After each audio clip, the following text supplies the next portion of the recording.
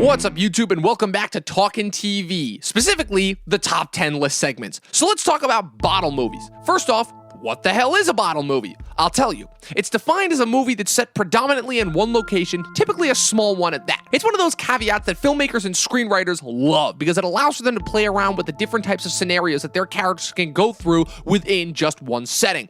The types of locations have varied over the years, but it's provided for some typically very engaging, very pulse-pounding, tension-filled movies. They can be escape movies, horror movies, mysteries, or in the best cases, all of the above. And with Malcolm and Marie, a film that was shot entirely in one location during quarantine, having been released on Netflix this past week, the latest top 10 list will be on bottle movies. And just a reminder, these movies do not necessarily have to be in one location entirely, but rather predominantly, or at least so much so that the story revolves around majorly one location. So without further ado, here are the top 10 best movies that take place primarily in one location, or bottle movies.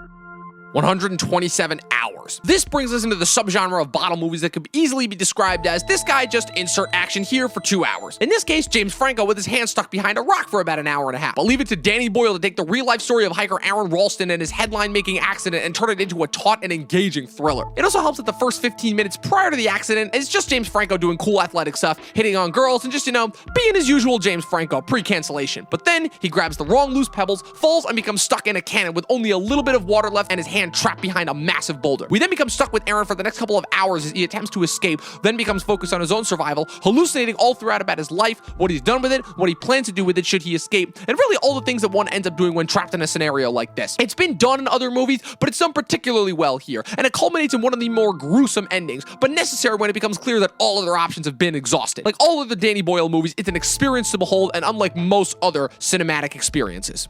The Hateful Eight, a man who made his career on bottle movies, returned for his latest stint in the Western genre. The tagline could not be more climactic if it tried. 8 strangers meet up in a cabin in the middle of a blizzard shortly after the end of the Civil War. One of them is not who they say they are. 23 years after he made his directorial debut, Tarantino returns to the format that made him a star, this time with significantly bigger stars, a period piece setting, and a much larger budget. But the budget doesn't compromise the storytelling because this film is so much more than just an excuse to throw people into a room and see what happens. Kurt Russell's John the Hangman Ruth is transporting Jennifer Jason Leigh's outlaw Daisy Domergue to the town of Red Rock to collect the bounty on her head, and picks up former Union Major Marquis Warren, played by Samuel L. Jackson, and soon-to-be Red Rock Sheriff Chris Mannix, played by Walton Goggins, along the way. They soon become stuck in a blizzard and are forced to take refuge at Minnie's Haberdashery, where they find 4 other individuals: Demian Bichir's Bob the Mexican, Tim Roth's Oswaldo Mowbray, Michael Madsen's Joe Gage, and Bruce Dern's Confederate General Sanford Smithers. And as you guys could guess, typical Tarantino tension-filled dialogue resulting in shootouts and buckets of blood ensues. But the funny thing is that even though that's used to market the movie because nothing says come see our movie like gallons of blood everywhere, the movie instead makes very good use of the bottle setting, as half the movie is just them attempting to survive through the night and get to know each other before all the usual bottle tropes come into play. Of course someone is not who they seem, because let's face it, that always makes for a good story twist. It certainly makes for a lot of surprises come the end of the movie, and while this may not be the most critically acclaimed of Tarantino's filmography, it certainly deserves its spot in the Bottle Movie Hall of Fame. Saw. This one falls more so into the half-bottle category because the other half of the movie does involve other locations, albeit limited ones. James Wan and Leigh Whannell's low-budget horror debut had incredible ripple effects on the industry. The horror genre had always been known for making the most out of low budgets, but this was a game-changer. Shot for roughly $1 million, and in only 18 days, the film became a cult classic, grossing $103 million and spawning an entire horror franchise, effectively jump-starting the graphic torture porn horror subgenre. While future films fell victim to cool traps and ridiculous plots, the first movie is a taut suspense thriller with twists, turns, and a surprisingly deep message about the perception of life and the medical industry, all while sticking with our 2 main protagonists stuck in a bathroom somewhere, played by Whannell and Cary Elwes. It all plays into the final mystery of who Jigsaw is brilliantly, incorporating all the tricks and tools of bottle films to make it for a horror experience unlike any other at the time, and still really to this day.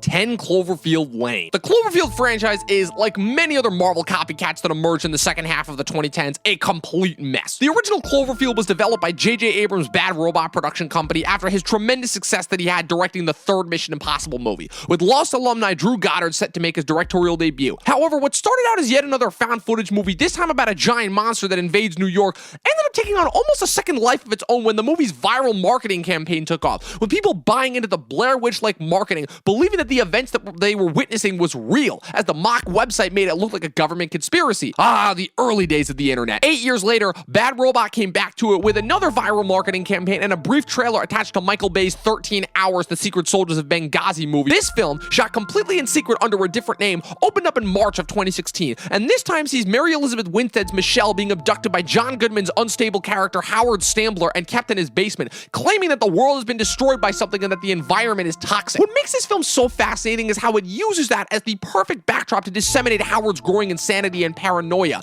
As for the majority of the film, we don't see the outside world, so we only have Howard's unreliable word to go off of. While the last third of the movie and the Cloverfield franchise in general eventually crumbled under the weight of the mystery box, this film at least showed that the franchise could have legs with these different types of anthology directions, and on top of that, it showed that bottle films could still have a second life in the internet age.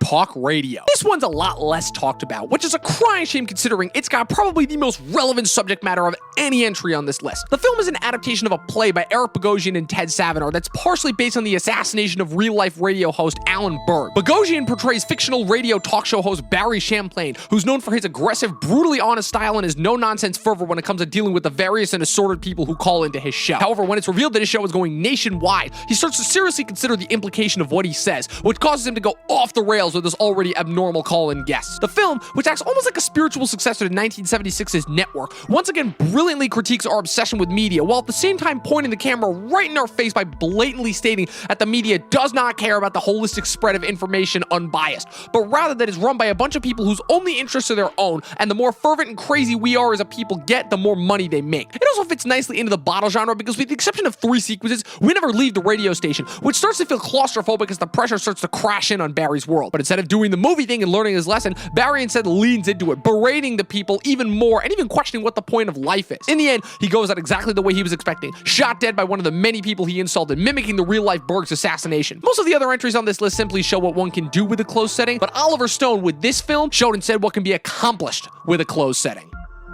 Cube. This is the movie that Escape Room should have been. What started out as a low-budget Canadian film slowly gained a cult following that resulted in several copycats and homages, including one even in Season 4 of Star Wars: The Clone Wars. The premise is about as good a premise as you could get for a bottle film. A group of strangers wake up in a room and discover that each room leads to another that could potentially hold a life-threatening trap. Slowly but surely, as they get to know each other, the paranoia starts to overcome them as they discover that the device they're trapped in is revealed to be a massive cube-like object. That alone generates an incredible sense of suspense, not knowing who these characters really are or whether the rooms they will go into will contain a trap. But even more than that is the idea of the Grandmaster designers who made the cube and trapped them all there. I've seen a decent amount of modern day movies attempt a similar concept, but the trap that they always fall into that always seems to torpedo the premise is trying to explain who's behind it. This movie avoids all of that by giving us no answers, simply allowing us to get to know these characters through the scenarios that they're stuck in and seeing them use their individual talents to figure out their way out. And the kicker?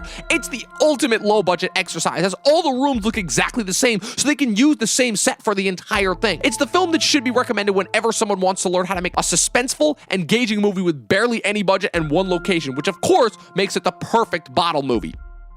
Don't Breathe. Can't believe I almost forgot this one. This was easily the biggest surprise for the last month of summer of 2016, and it's the movie I would argue allowed me to start to see the merit in the horror genre, even before 2017 revolutionized it with Split and Get Out. A relatively simple premise, as what usually makes for good bottle fare. 3 dumb teens that regularly break into houses decide that their next target will be an old blind man, thinking him an easy target. Of course, the joke's on them, as not only is the man a war veteran, but he's an extremely skilled one at that, who disarms and takes one of them out with ease. The remaining 2 have to survive and make it out of the house before he gets to them, with sound being the only thing on their side, and discover some pretty horrific secrets along the way. As you could probably imagine, this creates for the perfect bottle premise, and in addition, the added horror villain weakness being sound creates the perfect source for tension, as one small noise will cut it with a knife and alert the guy to where they are. Director Fede Alvarez was not anyone's choice to direct the Evil Dead remake, and while that movie got mixed reviews, he had Sam Raimi's blessing and more than proved himself with this follow-up film. It's an excellent installment in the low-budget horror canon. It adds new meaning to the escape film subgenre, and it more than earns its spot here. 12 Angry Men, the gold standard for so many different incredible elements of film. Ensemble cast, check. Bottle situation, check. A compelling enough story to fill up 2 hours without ever leaving said location? Check, check, and check. This story has become so iconic that it's contributed to countless remakes, revisits, parodies, sketches, and more. Hell, I knew what this was even before I saw the movie thanks to the Family Guy sketch. 12 jurors are stuck in a room deliberating whether a young Hispanic man will be sent to the electric chair for murder. But despite the more than insurmountable evidence that he's guilty, juror number 9, portrayed by Henry Fonda, simply will not vote without at least discussing it first. What ensues are arguments that involve classism, ways in which to properly murder someone, blatant racism and homophobia, and many other issues that were considered taboo in film at the time. However, in the hands of a master like Sidney Lumet, it's handled with such grace and elegance that one will indeed forget that they're in one room. It's a cast made of, at the time, superstars, and it's gone down as a legendary film as such. Rear Window. Before Tarantino and conventional filmmaking, there was Hitchcock. Hitchcock earned the title of the master of the suspense for a reason, managing to take seemingly any premise and turn it into a nail-biting mystery. The funny thing is that he'd really already nailed the bottle premise 6 years earlier with Rope, but Rear Window gets the spot for taking what really was a cool experiment and turning it into a full-fledged movie, arguably one of the greatest ever made. Jimmy Stewart portrays L.B. Jeff Jeffries, an adventurous photographer stuck in his apartment with a broken leg. Bored out of his mind, he begins spying on his neighbors and discovers that his neighbor across the way might actually be a murderer when he sees a girl enter his apartment and never leave. Hitchcock took the art of cinema at that point and elevated it, telling a compelling mystery that never leaves the small set of apartments and has as much fun with it as one possibly could. He even uses the other apartments on the block to tell micro stories of their own to set the backdrop for the main one. The idea of spying on one's neighbors doesn't really sound like that interesting a premise, but the did he or didn't he nature of the story, with the addition of the many angles that get added to make the story more interesting, all help to serve Hitchcock's bomb under the dinner table situational metaphor he used to describe writing tension into a story. The film was so influential that it even got remade in 2007's Disturbia, but Rear Window will always go down in the bowels of cinematic history as one of the greatest films ever made. Before we move on to the number 1 choice, here are some honorable mentions.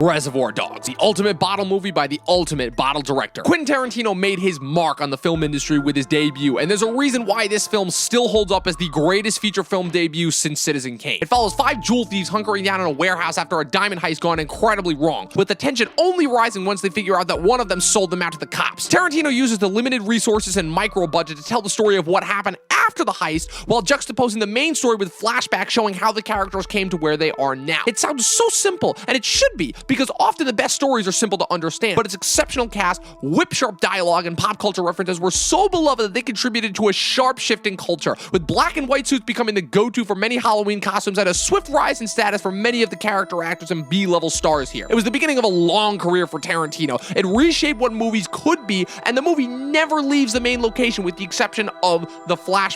It showed us who Tarantino was as a filmmaker. It contributed to a swift change in filmmaking and just how films were perceived, leading into the indie film movement that would define the 90s, and that's what makes it the best bottle movie. And that was it. Those are the official Talkin' TV top 10 best bottle movies. What did you guys think? Do you still not know what a bottle movie is? Whatever the case is, leave them in the comments below. Let us know, what are your guys' favorite top 10 bottle movies, if you've even seen enough movies in order to constitute a top 10 list. Make sure you also click the like button and the subscribe button and the bell next to the subscribe button. That way you guys get notified every time we put up new content. We have new content that we put up every Mondays, Wednesdays, and Fridays for your guys' viewing pleasure. Make sure you follow us on our socials, Instagram and Facebook at Talkin' TV or Talkin' TV Podcast, no G. And as always, people, remember, 12 seasons in a short film and watch more fucking movies. We'll see you guys next time.